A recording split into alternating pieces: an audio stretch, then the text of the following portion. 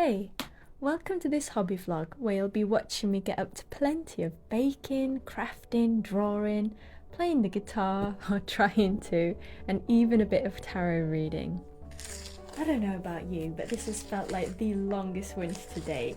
And so to cheer myself up and get through those long dark nights, I've been prioritising hobbies, even ones that I haven't touched in months.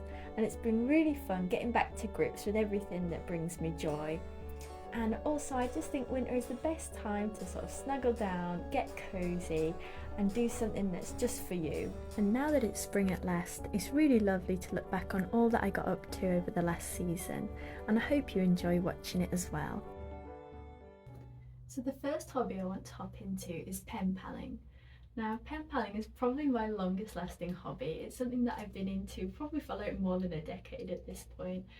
Although, it's not necessarily the one that I take part in the most frequently because it's sort of built in. There's like a long time between every time that you send a letter, which is part of the joy of it. What I love about pen paling is it brings together a lot of the things that I love: writing, crafting, theming something, and obviously staying in touch with friends. I think it's one of the best forms of communication because I think you get to really carve out what you want to say before you say it. So there's a lot of times I have a face-to-face conversation or a phone call, even like a text exchange, and I forget, and I forget what I'm going to say. I leave it going, oh, I should have said this. And that's what I like about a letter, because you can really sit down and plan out what you're going to say. Now, the way that I approach pen paling is I don't just write a letter, put it in an envelope and send it away. I usually do this thing which is called a flip book. Now, it's not a flip book in this sort of sense, but instead it's like a folded or like assembled several page, I don't know, object. Now, the letter that I'm writing today, or like that I'm starting to create today, is for my good friend Kenza. We actually met online many years ago now on a website, I don't even remember, called Scratch, which is intended to teach kids how to code. I personally didn't really get that out of it because I just kept putting my artwork on there. I think I was using it because I wasn't really allowed social media, but I really wanted to share my artwork. And so the extent of coding that I did for most of the project, it was essentially just like a PowerPoint with my drawings. But it turns out there was a lot of us that did that. There was a big art sphere on Scratch. After Scratch, we both got into blogging, and I wrote, long posts about crafting. And at some point it just felt like, there's not many people reading this, but Kenza seems really into it, so maybe at this point I should just send these posts directly to her. And I think that's kind of how it was born. I got this letter from her, I hope she doesn't mind me showing. And it's just gorgeous, and she went with a book theme for her. So as you can see, there's a stack of books, and she drew these. She's, like I said, she's really into art as well. And it's gold. I'm worried that I've opened it too many times. Then take a look at this. So this is an example of a flip book.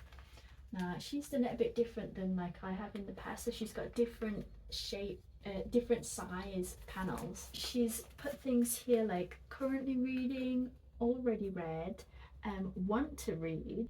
And then look at this. I'm gonna have to come to the camera to show you this. She's put some books, I think these are ones that she wants to read, and she's cut them out and she's turned them into, they've actually got like little pages. It's so adorable. And then she's printed out the titles, and this is a drawing that she's done as well with marker. And then look, she's got a pocket here. Also, she's put the letter in here. So there we go, and on that is a bookmark that she's made, an origami one, and I know there's another one in here that's the shape of a quill, so that matches with the rest of her drawings in the letter, so that's a nice touch. And then these gorgeous stickers that are for books, so you write that it belongs to you, and they're just so cozy. She's put some tea bags in here. Now I've already had one, but then there's these. I think she got this on holiday to France, and I believe it means it's a lemon flavoured tea. And then this one I'm so excited for, I'm saving till last. Ginger, turmeric and fig. And I just had the best idea. I need to get in a pack of fig rolls and have that with this tea. She gave me like a gorgeous bag full of like little snacks from France. So there was like this one, I can't remember the name, but it was like they'd taken a crepe and then they'd like folded it a bunch of times and somehow like crisped it up. That was delightful. And then there were these chewy sweets, they were like yogurt based, I think, kind of like a malm. They were lovely. And I think there was something like nougat, the nougat with the honey. Oh, that was good. That was good. So she really treats me. But yeah, because she's often sending me little snacks and treats, that kind of inspired baking as a theme for the letter. And so I'm going to show you what I've got together already. So sometimes when I'm starting these projects, what really helps is to get all the supplies together in one spot. I'm going to go for quite like a pink look. So essentially I'm going to do, I think, a cross between like a patisserie theme, especially because of all the French things that she sent me, and like a Japanese sweets, Japanese bakery.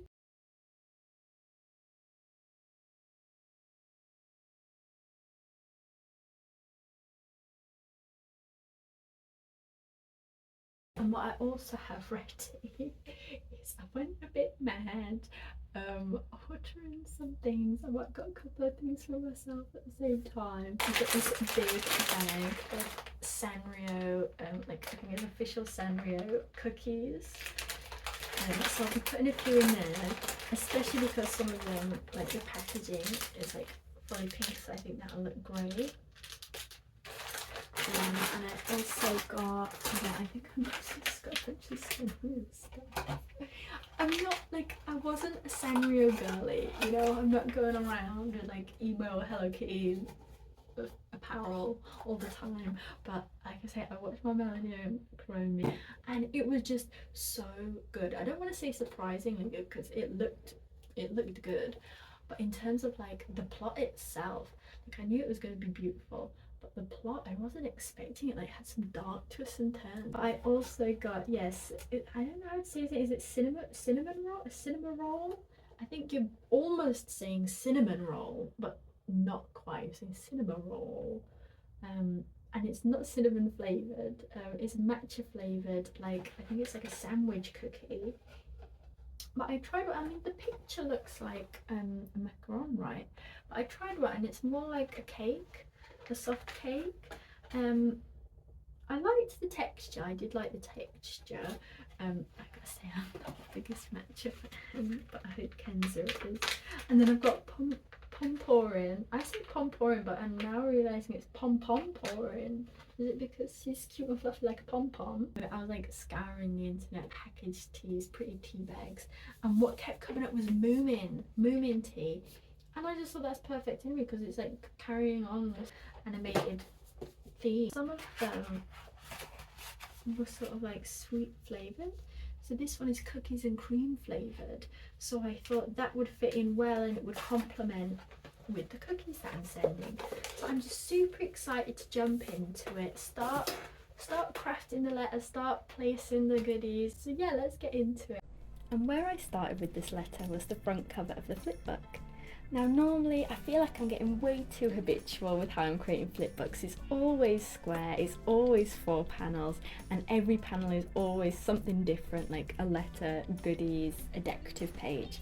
Whereas with this I decided, throw those rules out the window, let's mishmash everything, all the different categories of things I want to put in there are going to be on every page. And for starters, we're going to change the shape, not from a square but to a cafe itself, which I hand painted. What I also hand painted were these desserts that you've just seen. So a matcha melon pan, a party parfait, and a multicoloured millefeuille, as I like to call them. And those were going inside as the main decorations. But alongside that I also used lots of pattern papers, and I went especially for sort of floral and gingham patterns. to really evoke this feeling of you're stepping into the cafe. You know, when you open the front cover, you're not just opening the flip book, you're opening the door to the cafe, and maybe you're looking at the menu at these desserts that they've put in a glass cabinet, or maybe you're just admiring the interior and trying to pick somewhere to sit. I'm almost imagining like every panel is a different seat that you could sit at. You know, it's not quite that direct. I think I went a bit more abstract with that, but that was the concept I was initially going for. And then I started decorating the letter writing paper itself, and mostly this is where I was using up any supplies that I hadn't quite got the chance to in the letter yet, you know, in the flip book. And also I've already got a nicely decorated paper. It's got a subtle floral design, but my pet peeve really with letter writing sets is when they don't print anything on the back. But at least it's an opportunity to get crafty once more. And same with the envelope. I went for like a little stamped look, and I had a lot of fun. I got a bit giddy using a glitter pen for the first time in years. And any goodies that weren't pink went in the bag of shame, I guess I'm gonna call it, because they didn't go with the colour scheme, but they were still really yummy, at least I hope. And so this is the final letter. I'm really happy with it. It took a long time, but I think it was worth it, and I enjoyed getting to draw as well as craft for this project. So the next hobby that I want to dive back into is tarot reading. Tarot reading is something I haven't done for a while, but I was really consistent with it in 2024 because I used to coincide my readings with the pagan Sabbats. Now that's something that I didn't know about until that year, because my mum started giving these little themed gift bags at every Sabbath to me and my sister that she handmade. And in fact I'll show you some of them now. Ooh. So she actually hand sewed these, and she picked out fabrics that said something about the Sabbath. Now a Sabbath, if you don't know, is an occasion during the year. I think there's 8 of them that reflect whatever season that we're in.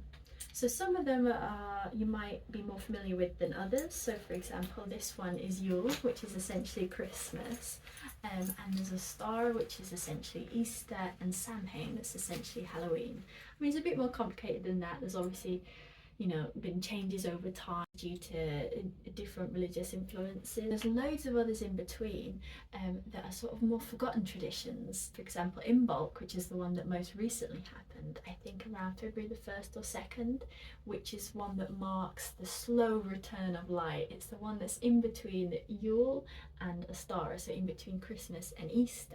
It's pretty much the midway point, I think. And so it's telling you, don't worry, you know, yes, you feel very much like you're in midwinter, but the light is returning, flowers are budding, and birds are starting to sing again. I think just adding more of these occasions in, especially when there's nothing else really going on, at least not in the mainstream, it's just something that like gets me excited and keeps me going, and you know, gives me a bit of a zest for life. I thought, what can I do to celebrate this, especially for the ones that, you know, other people aren't really celebrating? And I thought a nice way of marking the Sabbaths would be to do a tarot reading. Now, fortune telling in general, you know, like tarot reading or horoscopes, is something that I've always had like as a bit of a back burner interest in a way. You know, personally, I'm kind of by nature a bit of a cynic, so it's not like I'm taking it by the letter and going, this is definitely going to happen or anything like that. But I always used to get very excited with the sort of nav leaflety magazines that came through the door, and then mostly be like a bunch of ads in the local area, and there'd be one page where there'd be a horoscope reading, and I'd do a really dramatic reading of everyone's horoscope for them. And you know, part of it was, you know, I just thought it was funny, especially when they were so like overblown fortunes and everything. But then another part is like, I think it's fun to reflect, you know, even if it is wildly off, it's still, you know, a chance to reflect, because you think, well, will that happen, and how could it happen? And so as I've got older, I've embraced it a bit more. You don't have to think that it's definitely going to happen to get something from it. It's different than my other hobbies. You know, a lot of my other hobbies, you might notice, I mean, like creating something, there's an outcome to it. There's not an outcome to this. You can't really get it wrong. And it's just for the pure enjoyment of it. And I think at the end of the day, that's what hobbies are all about, just the pure enjoyment. So to do the reading, I have a tarot journal, I have my tarot deck of course, and I have a tarot guidebook to tell me all the meanings of the cards. I have a nice little setup going on. I have this wheel of the year with all the plants that are in season during each Sabbath. I'm getting out my crystals from my in-bulk bag, and I'm also lighting the least aesthetic candle you've ever seen, but you know, it's all about the thought, isn't it? I try and get very melodramatic with my reading. I dim the lights, I light a candle, and I put on some brown noise, which is like white noise, but much more pleasant to my ears at least. And yeah, I just start really almost meditating on the cards as I'm shuffling them. This is the reading for the past, so I'm reflecting on everything that's happened really between the last Sabbath and this Sabbath, and I'm placing that card.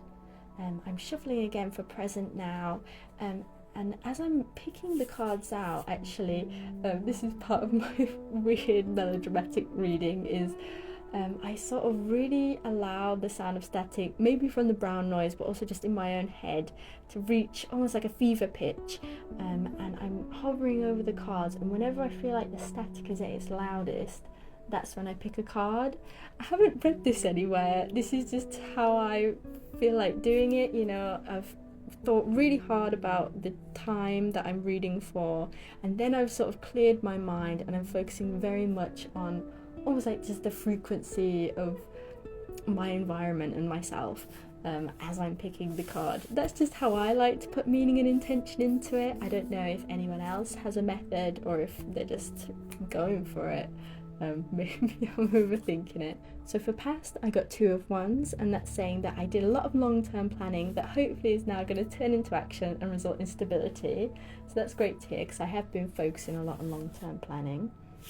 For present, I got 4 of Swords, and that's saying that right now I'm resting, I'm recovering from draining forces, and it's also advising me to basically think before speaking, so that's some interesting advice.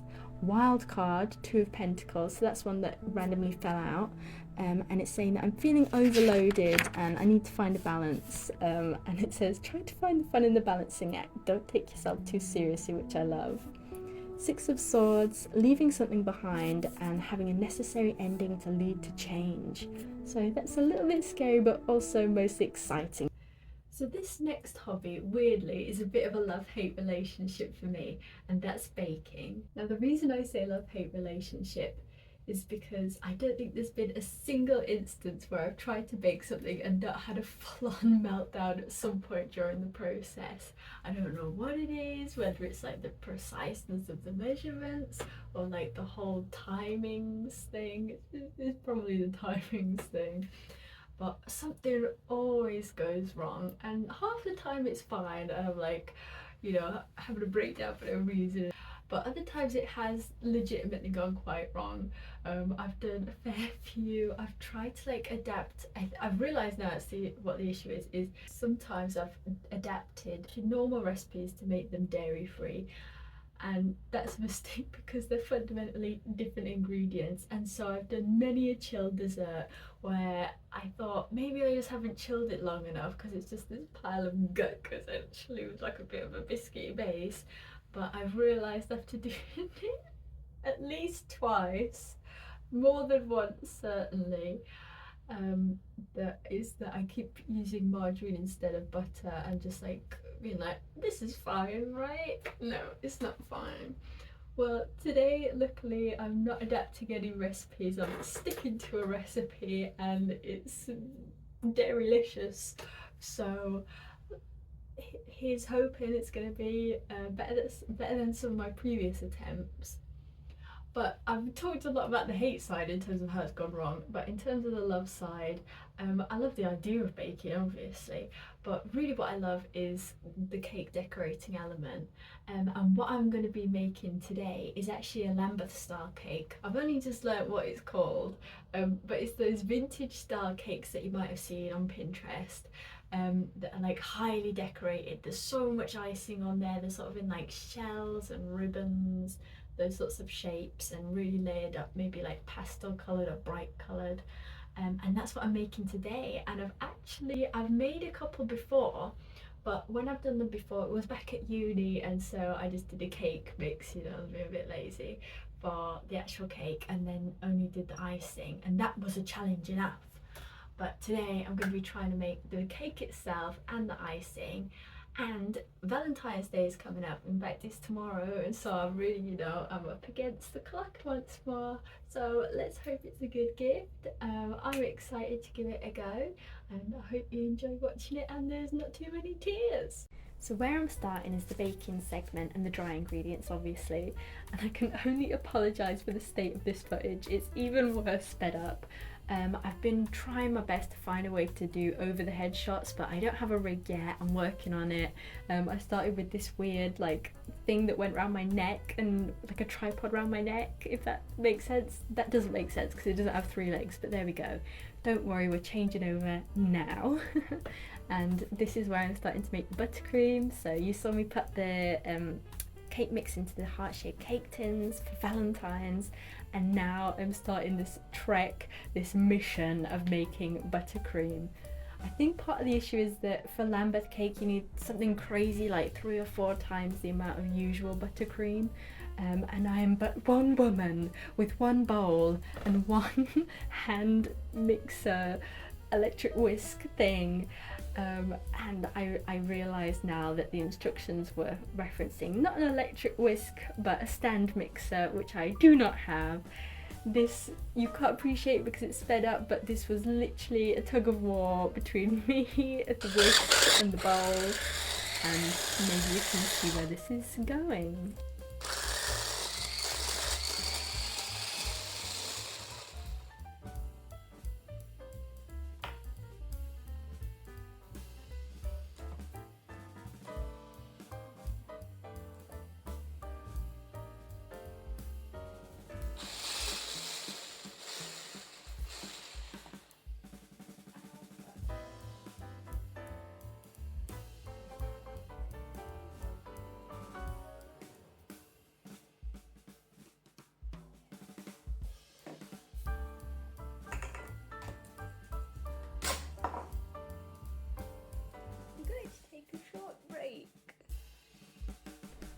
So after that brief interlude, shall we say, I am back with a cake. Now don't worry, this is not the final piece, this is just the crumb coat. Now the crumb coat I've only just learned about, and I'm kicking myself for not knowing before because it would have saved many a meltdown in the past. But essentially it's a really thin coat of icing that you do to lock in the crumbs. And in fact when you're icing it this time, the more crumbs the better. Like disrupt the crumbs all that you can so that you don't have to do it later. You refrigerate it and they're locked in so that when you do this second and first real dose of icing, which I'm doing now, you hopefully don't get too many crumbs in there. Now I'm not saying it went perfectly, but it went miles and miles better than it has done in the past, so I was really happy with that. It took a long time to do this. My internal monologue just kept talking about how it felt like I was plastering a wall, and it really did look like that for a while, but then I got it smooth and I even did this little spirally thing on the top which reminded me of a rose. And then we get to finally the vintage style icing, which was way easier and faster than I thought. I thought this would be the main bit of the video, but it's over in but a moment, and I think it's because I'm using proper icing this time. I realised I used the shop bought icing before and it probably wasn't stiff enough, whereas making my own it was great. It held its shape, and this I just got in the flow really quickly, and I'm just so excited, and I hope I make something like this again. And we've got some cherries to top it off. So this next hobby is actually the one that I've been putting off the most, and that is guitar. Now guitar, probably like most people, has been a lifelong ambition of mine, and specifically the electric guitar, because bonus cool points, you know. And I finally took steps to learning that. I think it was in 2023. I did a full year of musician. It was on discount, and so I thought I'll make the most of that. And for at least half of that year I was very intense with it, like every single day, clocking in, putting in the hours, putting in the time, and I made quite a bit of progress. I really loved like the gamification of it. I don't know about you, but just getting a little gold star even, it's the silliest little thing, but it does wonders for motivation. So I did well in that year. I think I got to like level 4 or something. I learned all the cowboy chords, which is what the app calls it. I don't know if that's like a common term, because whenever I was talking to like music friends that were like properly into music, and I'd be like, I know all the cowboy chords now, and they'd be like, what are you on about, like giving me the side eye. It got to the end of that trial and I thought, oh, I'll come back to it when I have more time and I'll start doing self-learning. And I tried a little bit, I tried a few videos on my own and it just wasn't clicking for me. I'm not great at self-learning something so technical, I guess. I do a lot of self-learning in my art practice. You know, I just sort of muddle my way through and figure out how to use mediums. Whereas with a musical instrument, there is musical theory. There are notes and there are chords that you have to get right. And somehow with that sort of thing, I'm not so great at the self-learning. And I do think that I needed that little push of this sort of gamified version. So, all that being said, here is the guitar. And it is dusty. It is dusty. So shall we give it a little twang and see? Oof. So yeah, it's been a while. So I think I'm gonna ease into it. I'm gonna start obviously by tuning it, and then I'll see what I can remember of the chords. Maybe I'll just do some drill type stuff and hopefully we'll manage to push out some sort of simple song. I'm not promising anything, I'm not promising anything.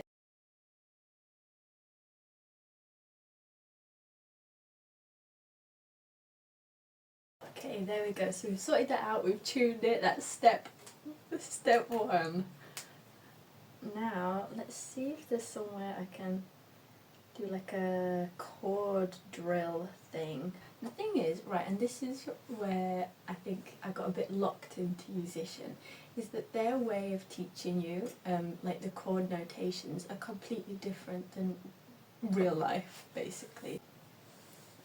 Well, we'll give it a go. Can I like somehow lock the image and then put it sideways? A minor. That probably is right. I haven't got a little robot telling me anymore. E minor, this one was really easy, I remember. Oh, bringing me back. D. Oh yeah, this is just a triangle, so this is quite easy. Oh, actually I'm forgetting some of these you're not supposed to strum everything, are you? Oh man.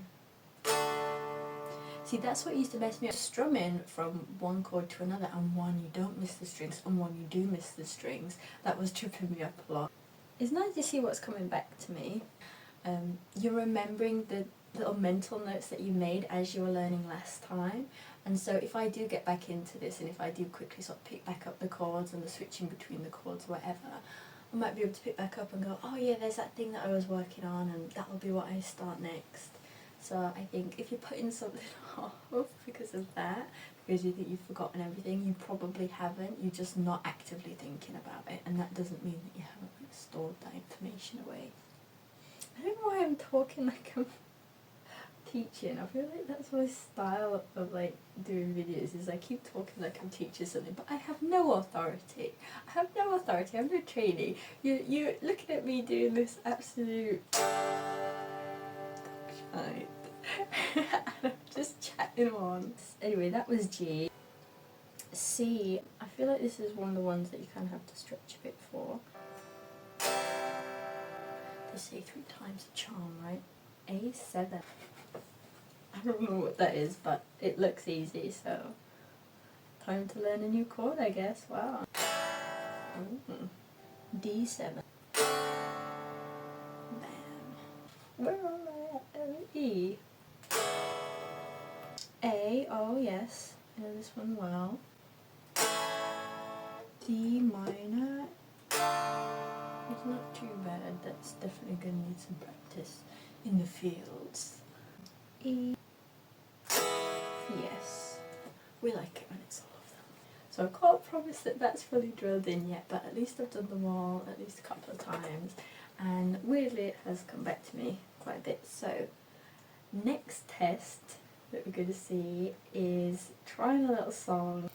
Now, this is bad, don't do this, but the little song I'm going to do is kind of ripped from musicians. So when I knew that was running out, I sort of ran back. I was actually on a night out in the city in Leeds, and I was getting the last train back, and musician was running out at midnight, and because it's Leeds or something, luckily the last train got in before midnight, but only just by like 20 minutes or something. And so I ran in the door, I ran up the hill from the train station, ran in the door, grabbed my guitar, I was like, alright, just need to do something real quick. I was a little bit tipsy, but I grabbed my electric guitar, I grabbed my phone, and I quickly screen grabbed all the musician songs that I'd done so far. But if you had to be playing along, so I was very drunkenly and hurriedly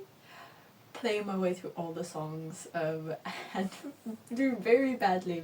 I look at these screen recordings and I'm giggling to myself like everything is turning red. So I do every now and then use these screen recordings to get myself back into the headspace of playing the guitar.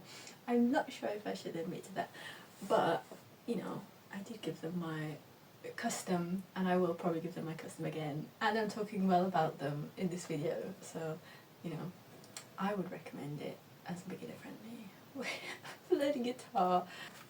Okay, so what is the first one that we're doing? I think this is a Jimi Hendrix song. Hey Joe, that's the one I'm doing. Watch that little ping pong go. Oh, that was not it. This is gonna be a learning curve. Okay, I'm just gonna not try and do it in time yet.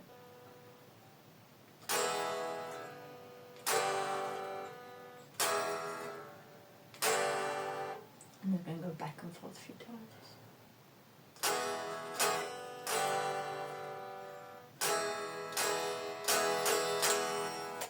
And then we're going to go to C, so we might have to transition forward, so we're going E, G, C, right, okay, so we've got those three, and then later on we're going to need D, which I think I know how to do. It's a triangle, D, and then A. That's A. I think that's all I need. I think you only need 4 chords for this song. Right, I'm gonna give it a go now.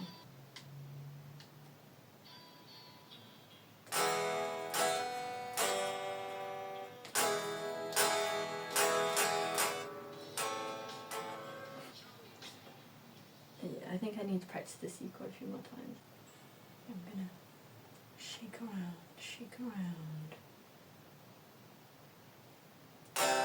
C. Shake around. C. Let's actually do it. Let's try and do some transitions again.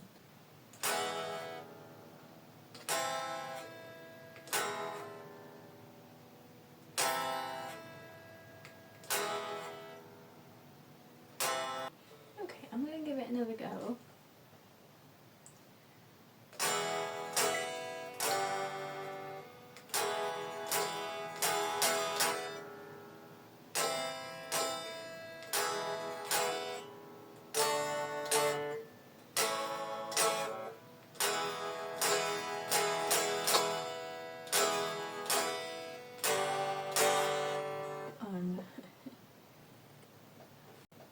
Here we go.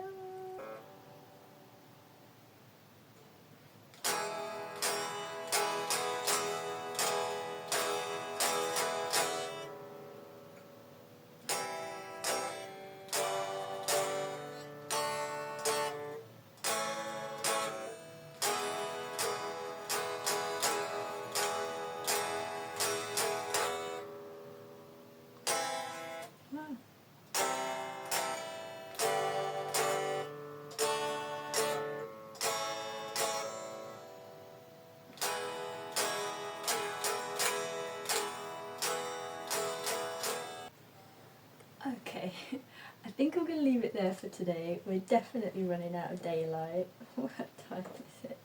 Oh yeah, I better go. I feel like I made a lot of progress. Sort of reminding myself of all the chords that I knew already. Got to using a few of them. Did a bit of transitioning. It's given me a little boost, you know. I think I've only been filming for about 45 minutes or something, and I've already got something that's sounding sort of like a song, albeit like a really bad song. But it's, you know, it's got a melody, and it's got a few chords. So what more can you ask for day one after months and months and months of not picking it up? That guitar was dusty, and at least I can say that I shook the dust off. Thanks so much for watching. I hope you've enjoyed seeing some of my hobbies and just hanging out for a while. Remember to make time for yourself, whether that's for hobbies or just for relaxing. That's what the whole fun of life is. And if you've enjoyed this video, why not subscribe?